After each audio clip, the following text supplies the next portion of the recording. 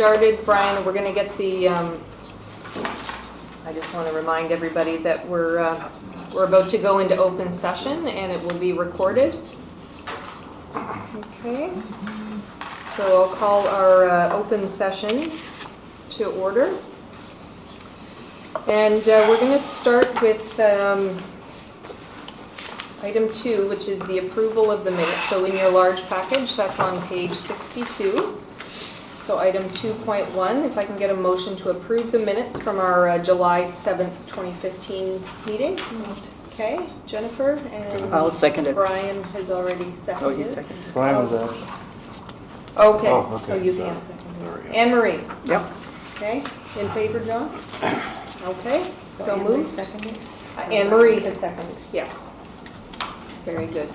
Item 3 is our adoption of the agenda for items 4 through 10. I just have one amendment. So on, I want to remove item 9.3, which was the CAPG annual conference update. I wasn't able to attend that, so I won't be providing an update. So can I get a motion to adopt the agenda? Go on. Okay, John and Jennifer, all in favor? Aye. Okay. So moved. And item 4, are there any conflicts of interest? Okay, none indicated. Okay, and item 5, our consent agenda. So on page 68 of your package, so these are 2 letters from the Common Clerk's Office, item 5.1 and 5.2. So they have received and filed the financial results that we have sent over from our last meeting. So we would receive and file those, 5.1 and 5.2. Can I get a motion to? Okay, John and Jennifer second. Okay. All in favor? Aye. Aye. Okay, so moved. And there are no presentations. And so we go right down, no committee reports. I don't think there's no issues separate from the consent agenda. So we're now down on item 9.1, page 70 of your packet, and that's our internal monthly report. Yep, for the months July and August, there was 1 complaint, there was 5 complimentary correspondence, and 1 grievance. Okay. Receive and file. Okay, motion to receive and file. Yep. Okay. Jennifer and John has seconded. You guys are too fast for Brenda. All in favor? Aye. Okay, so moved. And item 9.2. Okay.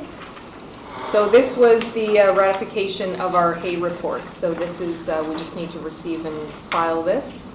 Okay, so a motion to receive and file. Have the motion? Okay, Anne Marie. Second. And second, John. And all in favor? Aye. Okay, so moved. And so we'll skip to item 9.4 on page 72 of your package. And these are the overtime and court expenses. So Glenn, if you could, are you going to give an update, kind of review this for us? Well, certainly I can. As you see, patrol obviously is up in overtime with respect to a 12-hour shift, criminal investigations, and court time.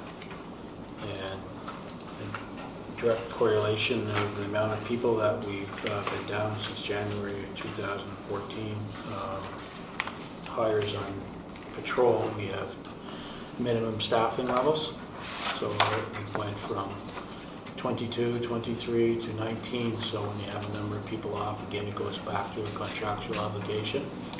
So in the long term, obviously, we can't sustain what we're doing here. So some of the strategies I wrote down, the long-term strategies, are escalating overtime costs. We can hire additional officers, and I don't think that's probably something we can do right now. But and when John comes, I spoke to John about this Saturday, which he debates realignment of the organization, something to sit down and look at. And it's the service model, delivery of service. Do we keep the same model with the officers that we have? Obviously, negotiations are coming up. That's very relevant in terms of the collective agreement. And there's some other, is there part-time officers available in terms of negotiating the collective agreement versus full-time? I think when you look at it, I know we're over, but if you look at some of the other initiatives we had in terms of efficiencies, I think you'll see, and I truly believe, speaking to Marvin today, that we will be within our budget envelope at the end of the year. We've had a number of retirements, so you can prorate some of those savings. There's 8 people left since January, and we can realize some of those savings. So there's a number, obviously, of unknowns. I spoke to the Crown at great length. They've produced a document with respect to a significant trial that's going on now, and they've done a really good job. And we expect that the costing that we believe for that trial is going to be significant. In fact, it's probably going to be really good. It's going to be. Oh, that's good news. I'm hesitant to give a number, Right. but it's way. You know, there was a projection at one time it could be $30,000 or $40,000, and it's not even Close. near there. It's really. They've done a marvelous job. Sorry. So really, that's. I know it's significant when you look at it, but if you look at the other things, Dave's done a good job with fleet. We're down consumption of fuel and on, and so I think we'll be well within our budget envelope. I hope. Remember, good news story, maybe. Go ahead, John. Yes, John? Yeah. Okay, so the actual year-to-date is 286, correct?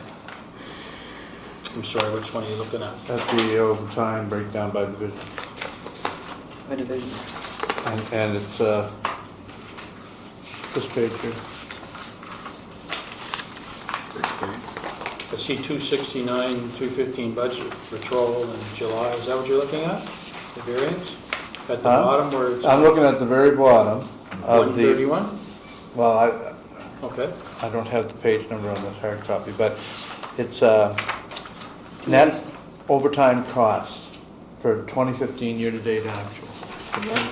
Overtime cost. Oh, it's 286,903? Yeah. Yeah. Okay. Right? Yep. Okay, so that's net today in 2015, correct? End of July. Okay, end of July? Yeah. Okay, so the year starts in January or April? January. January? Yeah. Any idea how many officers we've lost since January? 8. 8? How much would 8 officers' salaries be for the same period? No, roughly, if you add benefits in, wages and benefits, you're probably looking at 1.2, Marvin? 8 officers? Just over $1 million. Dollars? Okay, so I guess what I'm getting at here is, we saved over $1 million. Not necessarily, because some of the officers that left had a significant payout of, could be stat One-time time. pay, one-time payout, one-time payout. Right. Okay, I guess what I'm getting at though, really, when you look at that number, when you look at the number beside it of what we've done, I'm following you now. you're following me now, Yeah, right? yeah. So we've lost 8 officers, saved well over $1 million once the payouts are done, and it cost us almost $300,000 to do it. Plus the other fact you have to remember is when we pay out somebody in March, that puts us over budget until we catch up maybe in October when Right. that money would run out. Then all of a sudden, instead of in the red, Right, we're in so the we black. take the Right, hit David, earlier. I know, Yeah. I know, but it's a concept, I guess, Right. is what I'm getting at, right? And what we're looking at in terms of, I know I spoke to Marvin earlier, patrol services budget for court time is 88,000. Well, it's been 88,000 for 20 years. 20 years. I've been in management, and Dave's been a lot longer than I have. Right, and that's So where, we when need we to talked change about, those. yeah, and Yeah. that's, so my point in, and we'll get into this, I think in 9, I'll just save it for 9.5, but when we look at how many hours, if we start budgeting monthly by the number of hours and start tracking monthly by hours, we should be able to say, how many hours do we need? And really look at it that way, and then we say, well, what's the hourly cost of that? And then we get a realistic budget number, right? So the 88,000, and we've talked about this for the past year, that it's really not indicative of the number of hours that we expect to use, and it's not really a real budget number. Okay. Okay, so any other questions or comments about item 9.4, and then we'll get into the utilization report in 9.5. Okay, so can I receive and file 9.4, the overtime and court time expense? Okay, Jennifer Sure. and John has seconded. All in favor? Aye. Okay, so that's moved, and we will go to item 9.5. So this is the report on page 74 of your package. So this is the utilization report by hours. Is that right? Correct. Okay. Glenn, do you want me to Sure, speak to this Mark. one? Yeah. What we attempted to do, based on past discussions with the board, was let you see how we're utilizing our budget for overtime. As mentioned before, our budget, with the exception of last year for patrol, had been static for 15 years. And what we wanted to really show you is that if the budget figure stays the same and the cost of wages go up, then the number of available hours go down. That's just a given. Yep. And what we attempted to do here is give you a snapshot of what that would look like as far as how many hours do we have to burn in a year for overtime. And when you go through this, what's really interesting is not so much the year-to-date figures, is you go to sort of the root cause of why our overtime's gone up, and you'll see the number of shifts that we've backfilled. And we know that just by the conversations we've had here for months is, as the resource levels go down, we don't have enough officers. You're actually paying a premium in overtime to backfill and make sure you maintain the minimum numbers on the shifts. That's a contractual obligation we have. It's for a certain part of the week, there's 10 people on shift, it goes to 12 in the evenings and the weekend. So that being said, is we have to hire people if we get below those numbers. We have no choice. It's an officer safety issue, it's a contractual obligation. So what this sort of table on the second page shows you is that at the end of July, we had to backfill 178 shifts. And I can tell you right now, that number is going to grow if we don't either do two things, restructure or we hire some new people. Because the byproduct of this as well is officers that are working overtime are going to get burned out. Yes. And then you're going to see sick time go up because That's right. they're trying to find rest period for all this overtime. So what we try to do with the board is articulate that the driving force behind overtime and patrol is backfill. You pull those hours out of there and you look at what the budget is, we're doing an exceptionally good job considering that all our resources are being put to patrol and making sure we keep those numbers. So getting back to the deputy chief's point is when the new chief arrives is we got to come up with a long-term strategy on how do we balance the playing field so that we have enough officers on shift, or do we, through contract negotiations, change how we do business. So those are the challenges that we have before us, but I think it's important the board does see that when general comments are made about overtime in our police department, it's really meeting a contractual obligation. And there's an officer safety issue too. It's not a matter that we want, we need, in this size of the city, to have 10 people working, that's really not enough. We know that. But that's an obligation we have. So that's the trade-off is when people leave the organization, we don't replace them, the work still has to be done. And that's what we're seeing here. So I hope that articulates to the board why our overtime costs. This is exactly what we need. So I think this is exactly what we've been asking for in terms of everything that you summarized right there. Those are the two options, right? And so that's the decision, and the timing is perfect with Chief Bates coming in next month. We put our strategic plan on hold, and I think in January we will start that process again. We've got contract negotiations, so we really need to have a strategy around that and make sure that we're working collaboratively with the association and really put this out there. And so I think, thank you. This is exactly, I think, what we need to start the conversation to move forward. So it is either we hire more or we restructure and realign our services. And we need to have full cooperation of the association and in order to move forward. So I think this is a really good starting point. So thank you. Take it one step further. Yeah. In 2013, at the same time, we hired 76 shifts. 2014, 122. So we're at 181 now, and obviously with 8 people gone in January and 11 the January before, so it's significant. That's why we're hiring. Yeah. So what's the cost, what would the dollar value be to that 178? 181? Well, Number of shifts, 178 shifts, it says year-to-date, July 20th. If memory serves me correctly, and don't quote me, there's about 176 for the working year for a 12-hour person. So you're looking at one equivalent, more or less, plus or minus 20,000 to one full-time FTE. That's what it cost you so far. So 2136 total hours, Yes, that's equivalent to one full-time equivalent, so it's over $100,000. right. That's just a rough number for you. Yep, But the thing is that I think, John, you picked up on this, is right now we're subsidizing overtime by not hiring, and we have some savings in wages. Yeah. But that's not sustainable for next year, because we won't have the number of retirements next year. There's going to be very few, so that's why we need a long-term strategy. well, and to your point, you know, there's burnout, right? Always. So that is, I think that's real, and we can't ignore that, so we need to think about how can we realign if we're not going to hire. So that's the conversation, and that's the real conversation that we can start based on looking at the source of this, so. And Madam Chair. officers are refusing overtime now. Yes, yeah, and that doesn't surprise me. Anne Marie? I've mentioned it to or I've sent a message to you regarding, and I've spoken to Glenn regarding term employment of police, which is something that Rossay is doing now. Oh, you mean contract? It's a different contract, definitely, but we're going in for negotiations and things at the end of the year, and it might be something that can be looked at or pursued or what have you.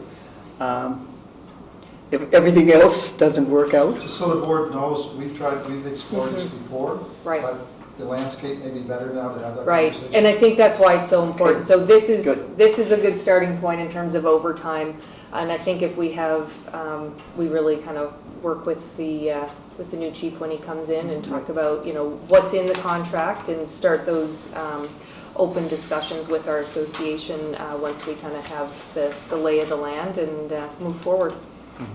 Okay? So you can't assign somebody to a shift? if we take somebody from CID and assign them to the shift, we have to terminate that job. No, you're saying their officers are refusing overtime. Oh, well, if we call on a volunteer basis, we go Yeah. through the nominal roll. They say that they don't want to work. When it's lucrative like this, 181 or 178 shifts, there is a burnout factor, Yep. and I don't want to do it. There's very few times we don't get somebody, but it has happened in the past. And then we go to the next mechanism, which is you call the sergeants to do a constable's job in order to fill that obligation. And if it still doesn't work out, then we're stuck. So they Right. realize that they're stuck, and there's the odd time that they work with 9 people. Very few times, but it has happened because nobody's taken the overtime. Yeah. Now, you can call and order somebody to come to work. Yeah, that's what I Yes, mean. that provision is there, but anyway. I think the point is if we're in that position where people are starting to refuse, Right. then we are getting Yeah, dangerously close to that burnout and we need to deal Yeah, with we're it. gonna do something. Yeah, John? Something, Well, I was just gonna ask the question, like, I know this needs to be resolved in a permanent way for long-term sustainability, but do you have any flexibility in the contract? Like, if I called you and you said, John, I just can't do a 12-hour today, I'm beat. Well, can you do 6 because Dave will do the other half? We haven't went down that road. That's usually, as I say, most times we fill the 12-hour shift. That's something to think about. That's I don't know if we could take it in the collective agreement, but you'd have to get somebody to agree to it prior to, right? But I mean, like, I've done that in business before where I say, okay, I understand your situation, would you split it with somebody? Most times when we get caught being not able to hire, it's a last minute thing where people are supposed to get off at midnight for training. Yeah. And all of a sudden, you have to replace a body at midnight. Well, not too many people want to come to work at midnight anymore when you're used to working 12-hour shifts. So to get them to come in for 6 hours, it's a little bit more difficult. Sometimes we have to hire the person on overtime that was getting the time off to go on training to stay until the end of the shift. Oh my God. Because nobody will come in. Yeah, Okay. so we've got a lot of work to do. got a lot of Okay, this is a great starting point. Yeah, it So, is good. Yeah, no, I think we can have a real conversation around this now, and I think before with the numbers and the delay in paying out, it was just really difficult to get to the, what is happening month to month, and what do we really need to look at? So, can I get a motion to receive and file the overtime hours utilization report? I'll give you. Okay, Anne Marie? Yes. And second? Okay, Jennifer, and all in favor?